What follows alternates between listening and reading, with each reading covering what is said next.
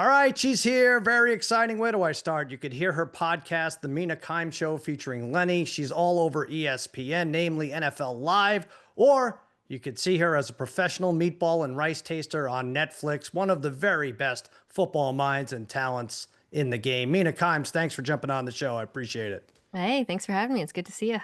I want to talk about football, of course, but first, the important stuff. You did appear with Bill Simmons on Chef's Table a couple weeks ago. David Chang was the chef, of course. It looked like he whipped up about 2 dozen meals for you guys. Which was your favorite? Oh, I thought so. The Korean food that he made was very similar to food I grew up eating, so I enjoyed that a lot. But some of Mhm. the Bill's mom's stuff was pretty good. Like the meatballs he made might have been the Right. best thing. They also made like an Italian dish that I had never heard of before. Maybe you've heard of it, bragiola, it's called. Brajol. Yeah, yeah, yeah, Brajol. yeah. What'd you think of that? It was okay. I don't know. I would say it looked kind of like a dead leg on the table, like a Yeah, that's not appealing to you? roast prop That's or weird. something. Yeah, I don't know. But no, it was good. The Italian food was really good. Okay, well that's good. Yeah, I was very, very jealous watching you guys. We rented a house for the Masters, and David Chang cooked for us like all week. And he would make. I was just eating, and because no one else would eat. Like Simmons eats like a parakeet, and I was like eating everything that no one else would. And I feel like as I border on obesity here, a lot of it is because I'm considerate to David. Whereas super svelte people like you just like kind of insult him by not eating the leftovers. Do you Yeah, get that? no, I Yeah. 100% get it. You could say that, yeah, people who are skinny are just mean because they're just turning down food and Right. upsetting people and borderline Yes. offending people when you really think about it. Very Yes. unkind. It makes no sense. It makes me feel better though. Let's talk about the week one main event. Ravens, Bills. Mm. How proud are you of the NFL for coming up with the perfect script for week one? I mean, it gave us everything we wanted, right?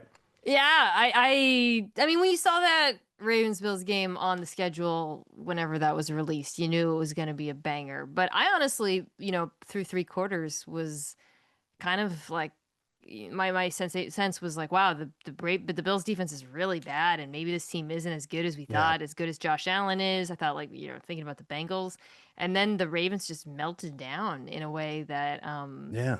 it kind of made my hard job as an analyst the next day, because when you watch something like that, it's kind of hard to diagnose and fix. Like Hmm. usually when you watch a team and they suck, you can say, or they melt down, you can say, well, clearly pass protection's a problem, or they're missing a second cornerback. Oh, I don't know, man. They lose consistently in confounding, different, weird ways. And outside of pointing at the coach, it's not much you can do to analyze that. Yeah, I know. And it is a shame that we can't just sit back and enjoy a game like that, right? You have to look for the ins and outs and try to analyze and try to Good make up job. what it means. Yeah, but and of course everyone's going to overreact to a Yeah. game like that. Like what meaning do you put on that? Because I kind of don't. I was like we saw a great game. Both teams need to work on their defense. I feel like we'll see both of these teams in late Yeah. January. Don't forget the Ravens beat the Bills in the regular season. They killed them Killed them. last Yeah. year. And not only did the reverse happen in the playoffs, but Josh Allen won MVP for the regular season. So it didn't really matter then. Does it matter as much now? No, I think both offenses, both quarterbacks picked up right where they left off. The defenses are things, I think that's something I'm monitoring all year long. The Bills defense, I think, is worse than I thought it was. But the Ravens defense, that was really under, because I thought the Ravens defense was going to be a top five unit this year. Right. And, just did not look like pass rush, some issues in the secondary jumped out. Linebacking group looked a little slower. So, yeah, that was underwhelming as well. So I think I'm just curious to see if either side can kind of fix the problems they have on defense. Offenses, you don't even have to talk about. Yeah, right. Better now than in late December. All right, let's talk about your team here. I was thinking of you the other day as a Seahawks fan and a great mathematical mind that correctly utilizes data and statistics. Were you pissed off when Macdonald go on 3rd and 1 with 3:42 left and everybody has their timeouts, 4th and 1, sorry, decides to kick the field goal? Yeah, I thought he should have gone for it. Yeah. It was surprising too because I he was pretty good at game management last year. I think sometimes when these defensive coaches have a defense that's really good, they start to get a little bit conservative because of that. Something I've seen, Right. and the Seahawks defense is really good, and I think I think from week one, that was kind of one of my takeaways. I think they're going to be good all year. But it's interesting. Him and he comes from Baltimore, and Harbaugh also punted. We punted, not field goal, but conservatism there Yeah. too. And yeah, I mean, compare that to Green Bay, which kind of went for the jugular on fourth down in their win. I To me, that looked like a very well coached, aggressive team. Yeah, it doesn't always work, obviously, going on fourth down. But first of all, let me look at the five rushes before. Well, it was a -1, right? But then before that, it was a 4, a 7, a 5, and an 8. Likely going to pick up the first down. And if you don't, then you're playing defense and you're using that good defense. And you might probably get the ball back with 3:42 left versus running some clock off and running some timeouts off. I feel like it was a coin flip being up 3 with that much time left, right? Yeah, I'm pretty sure. Macdonald himself said the team's models said go, which I appreciated Really? him being. Oh, Yeah, no. yeah. I don't think people don't understand. Like all these teams have their own models that they're running during the game, and the models account for who's on the field. Contrary to popular opinion, they account for the strength of the offense and defense and all that. Right. Yeah. So it was just a rare misstep, but like there's a lot of other reasons why the Seahawks lost that game, not just that. Yeah. Yeah. I mean, they say it's best to abandon your model in week one, right? I mean, that's when you got to get rid of it. It's, why give it a It's funny, chance? right? Because like I'm a person who really likes to use stats to analyze football, Sure. but week one you don't have a lot to work with. Hmm. But I also think that can lead to like people forgetting context in week one. Um, like Right. for example, like Green Bay stomped Detroit, right? But Green Bay might be the best team in the NFC, so Right. like maybe we shouldn't panic too much about Detroit. I don't know, things like that. Yeah, absolutely. All right. So now this week you have the Steelers and Aaron Rodgers who looked good last week, but you understand a loss to Aaron Rodgers is like two losses. How are you feeling going into this weekend? I think this should be good. I think that the aforementioned excellent Seahawks defense is going to give them a lot more difficulty than the Jets did. He did look good, but it was basically just quick game all game long. It Hmm. was very, he had like a 4 yard average depth of target. He got a couple of shots off of boots, but I think the Seahawks are very better equipped. Pardon me, the Seahawks are better equipped to stop that tackle, to create confusion up front. I was thinking back to when the Seahawks played the Jets last year, and they got Aaron Rodgers with the simulated pressure and pick sixed him. It was Leonard Williams dropped into coverage. Rodgers didn't see it. Ball came out fast. Pick six. I think that they're going to make this a bit of a rock fight, so it should be a good game.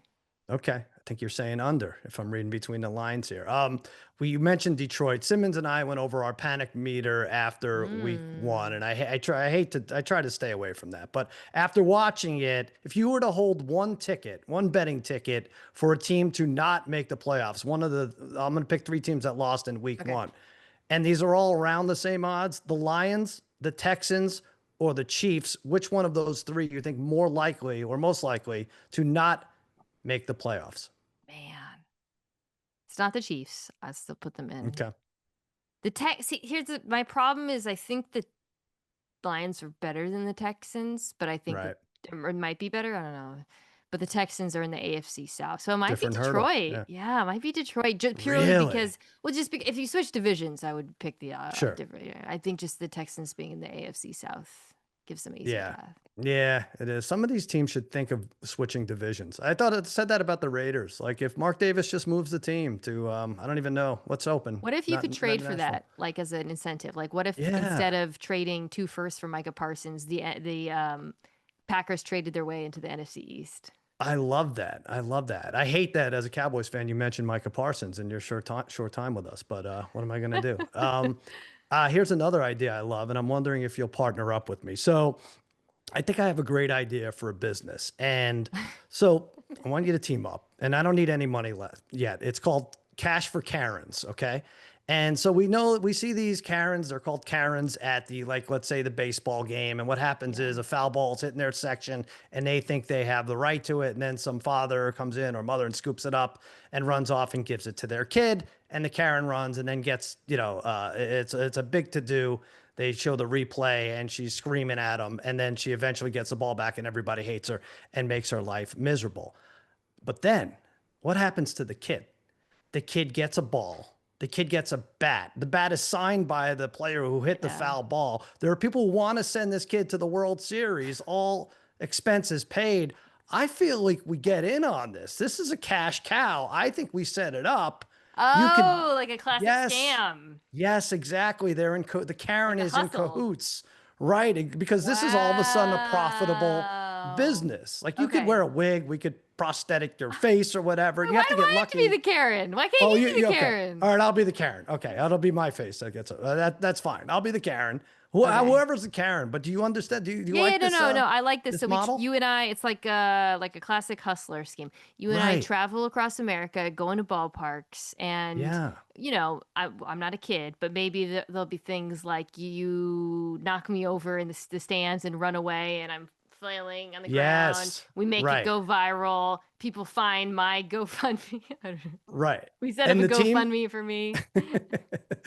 and the team wants the great PR, so they'll offer Yeah, you everything under the moon. And yeah, I'll make it so they can't find me, right? So they can't yeah. ruin my life. I feel like aside from making this public right now, this is good. We could We keep this probably, secret. I think you and I might be too public facing, so we'll Yeah. probably just Okay. have to hire actors like a We'll kid. find a kid. We'll find an Yeah. actor. Charlie Sheen's hot again. Maybe he could be in this. I don't know. We'll figure it out. We'll get it going. The other thing I was thinking before I let you go, a publication recently named Bill Simmons #1 sports media personality for the first 25 years of the 2000s.